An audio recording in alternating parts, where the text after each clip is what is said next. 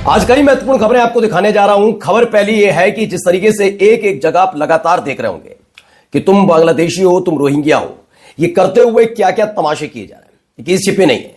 लेकिन याद रखिएगा, जब जब ऐसे ऐसे तमाशे होते हैं तो उसकी इज्जत में कई और लोग भी आते हैं। ऐसा ही एक सनातनी यानी हिंदू व्यक्ति हत्या चढ़ जाता है, उस पर जबरदस्ती आरोप लगाया जाता है कि तुम जिहादी हो, और उसके बाद उसके साथ जो किया गया वो जरूर देखिएगा।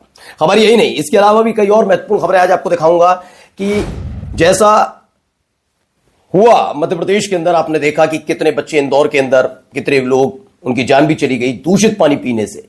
अब भारतीय जनता पार्टी के एक सांसद हैं, वो कहते हैं पानी दूषित है या नहीं है, या हवा जो भी है, उसकी जिम्मेदारी सरकार की नहीं होती, उसकी जिम्मेदारी जनता की होती है। यानी अब समझ लिया आपने, सरकार का कोई मतलब ही नहीं रहा। क्या सरकार का क्या मतलब, सिर्फ टैक्स लेने का? नहीं ना, इसके अलावा भी है। आपको दिखाऊंगा कि कैसे आरोप लगाया जाता है और उसके बाद वो आरोप जिसकी वजह से कई लोगों की जिंदगियां बर्बाद हुई हैं, उसी में जब जांच होती है तो पता लगता है नहीं, वो आरोप झूठे थे। क्या आरोप था वो भी देखिएगा। और रेखा गुप्ता अचानक क्यों फिर से ट्रेंड होने लगी, उन्होंने ऐसा क्या कह दिया, वो भी आपको दिखाऊंगा। नमस्कार, मैं हूं प्रज्वल गौतम और आप देख रहे हैं द लाइव टीवी।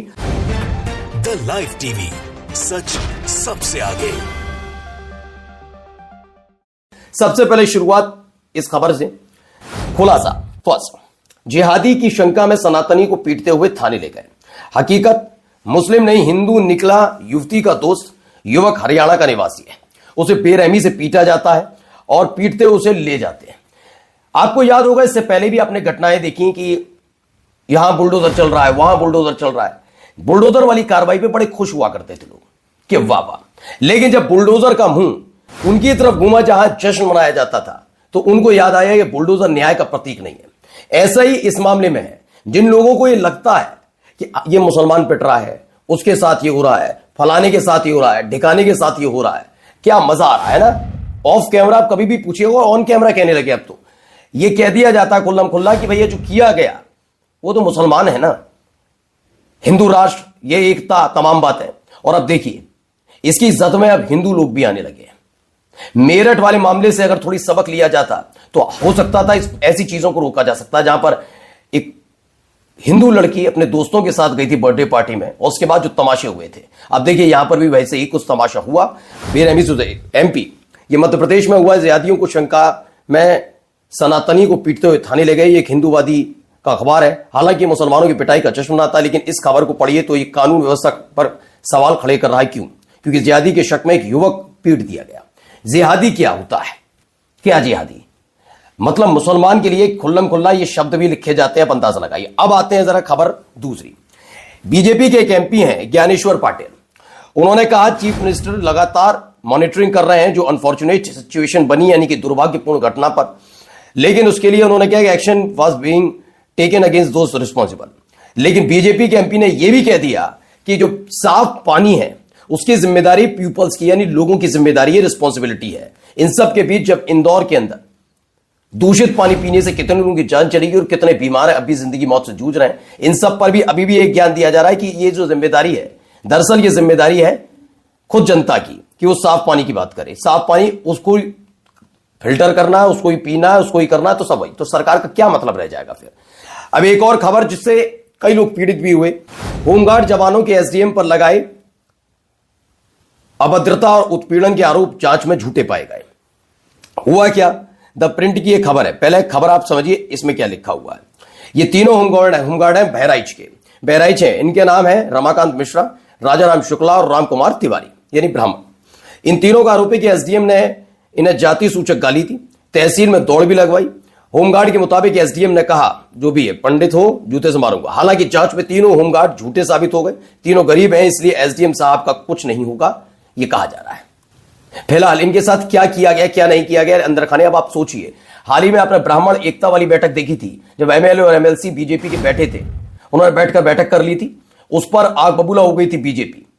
ब्राह्मणों को लेकर लगातार ब्राह्मणों में जो नाराजगी उत्तर प्रदेश के अंदर है, उसका एक अंश यहां से भी निकलते हुए आता है कि सोचिए, अगर ये होमगार्ड ना होते और कोई ताकतवर होते, तब इनके लिए क्या किया जा रहा होता और जांच कैसे हो रही होती। खैर, आगे देखिए, हमारे उत्तर प्रदेश के मुख्यमंत्री जो दावे करते हैं, उनका वो में कितनी सच्चाई है, जरा सुनिए। प्रदेश पुलिस बल के सदस्यों ने अत्यंत चुनौतीपूर्ण परिस्थितियों में भी अपने कर्तव्यों का सर्वोपरि मानकर अपराधों पर नियंत्रण करने, कानून व्यवस्था को चुस्त दुरुस्त रखने, सामाजिक सौहार्द स्थापित करने, विशेषकर बालिकाओं तथा महिलाओं की सुरक्षा में सराहनीय भूमिका निभाई है। खबर कानपुर से है, जहां स्कॉर्पियो कार में 14 साल की एक बच्ची को किडनैप किया गया। दारोगा जी हाँ, कानून व्यवस्था ये फर्जी ढींगे। इस पर दावा इसलिए है क्योंकि पुलिस वाले पर और एक पत्रकार पर आरोप लगा कानपुर गैंगरेप वाले मामले में। गंभीर आरोप है। 14 साल की बेटी, उसको स्कॉर्पियो में बैठाया और उसके बाद 2 से 2.5-3 घंटे गाड़ी घुमाते रहे और उसके साथ गैंगरेप करते रहे। ये अंदाजा लगा, ये हालात है। आइए दिखाता हूं रेखा गुप्ता क्यों अब ट्रेंड कर रही हैं दोबारा। मैं अध्यक्ष जी कहना चाहती हूं, मेरे मंत्री, मेरे विधायक, हम सब लोग लगातार दिल्ली की सड़कों पे काम करते हुए दिखाई दे जाएंगे। लगातार दिल्ली की जनता की सेवा में हमें आप कार्यरत देख लेंगे, क्योंकि हमारी सरकार अकाउंटेबिलिटी की सरकार है। परंतु मुझे थोड़ी तकलीफ है, इन लोगों को 24/7 एक महिला मुख्यमंत्री काम करते हुए अच्छी नहीं लगती। उनको तकलीफ होती है, सहन नहीं होता। कभी वो सम्मान को ठेस पहुंचाने वाली कुछ बातें कहेंगे, फिर कभी घटिया कमेंट करेंगे, फिर बेबुनियाद इल्जाम लगाएंगे, फिर कभी शब्दों को पकड़ेंगे, कहेंगे AQI को AIQ बोल दिया। आज भी बोलेंगे कुछ, अभी मेरी पूरी स्पीच देखेंगे, उसमें से निकाल। अब देखिए मैडम ये कह रही हैं, जरा मैडम ने अपनी पार्टी के लोगों से कभी पूछा है कि आलू इधर से डालो, सोना उधर से निकालो, ये बयान क्या था क्या नहीं? आपका मीम बन जाए, आपकी कोई आलोचना कर दे, आपका तो वही है जो आप बोल रही हैं वाकई। लेकिन झूठे झूठे आरोप लगाकर जिस तरह से माहौल बनाया गया विपक्ष के लिए, क्या कभी विपक्ष अगर ऐसे रोते तो कहते देखो रो रहे हैं और उसकी खिल्ली उड़ाते थे। देखिए इसको लेकर सौरभ भारद्वाज ने कहा, सीएम रेखा गुप्ता कह रही हैं कि उनके शब्दों को पकड़कर मजाक बनाया जाता है। उन्होंने महिला कार्ड खेलने की नाकाम कोशिश भी की। ये वो सीएम कह रही हैं जिन्होंने खुद झूठ बोलकर दिल्ली की पूर्व मुख्यमंत्री अतिशी के खिलाफ नफरत फैलाने का काम किया।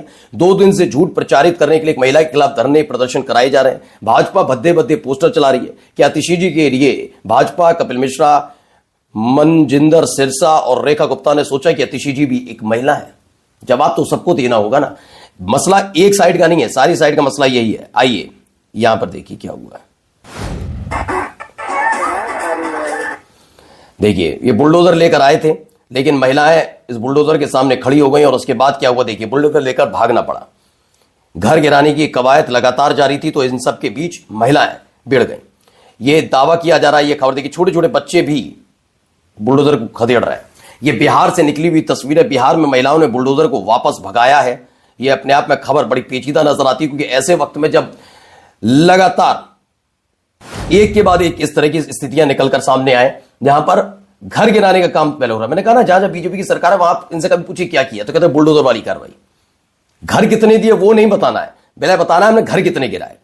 अब आइए एक और खबर जरा सुनिए क्या कह रहे हैं। Is there a back channel open with India? Is currently any negotiation happening with India? Is there a third party involved? Are you open to third party involvement?